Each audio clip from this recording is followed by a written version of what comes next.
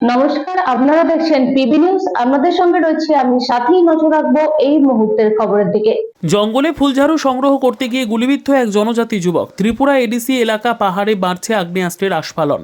ত্রিপুরা ধলাই জেলা কুলাই মানিকপুর থানাধীন খাসমাই পাড়ায় রত্নদেব রিয়াং নামের এক জনজাতি যুবক গভীর জঙ্গলে ফুলঝাড়ু সংগ্রহ করতে গিয়ে গুলিবিদ্ধ হয়। জানা যায়, গাদা বন্দুক দিয়ে জঙ্গলের শিকারীরা শূকর শিকার করতে যায়। ঠিক ওই সময় ওই জনজাতি যুবক বাড়ির পাশে গভীর জঙ্গলে ফুলের ঝাড়ু সংগ্রহ করতে গেলে শিকারীদের গাদা বন্দুক দিয়ে ছোড়া হঠাৎ দুটি গুলি লাগে ওই জনজাতি যুবকের পেটের ওপর।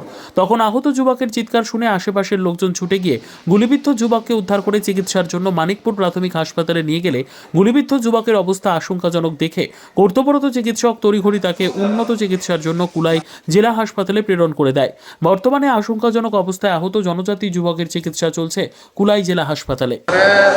তারা জঙ্গলে একবার ঝাড়ু কাটতে গেছে, তারপরে প্রায় বিকালের 4টার সময় সে সময় এরকম অসুবিধা হয়েছে। আচ্ছা, কেন মারছে দেখছিনি? তা জানে না। কোন জায়গা থেকে যায় জঙ্গলে কি করতে গেছিল? জঙ্গলে একটা নদী বড় আছে, এটার কই আমি মালটা এই মালিদর এর ভিতরে আর মালিদরের ভিতরে মানে কি করতে গেছিল এখানে? এর ঝাড়ু কাটতে গেছে। ঝাড়ু কাটতে? জঙ্গলে ঝাড়ু। সঙ্গে কে আসলো? সঙ্গে নাই, কেউ নাই। তারপরে এরকম অবস্থা পরে কোনো মতন কষ্ট করে ইয়ে করছে। তারপরে আমি শুনছে কি বন্দুক দিয়ে মারছে জানে না। কি বন্দুক দিয়ে?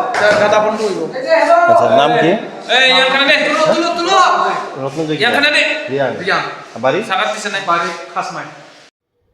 Bureau report, PB news.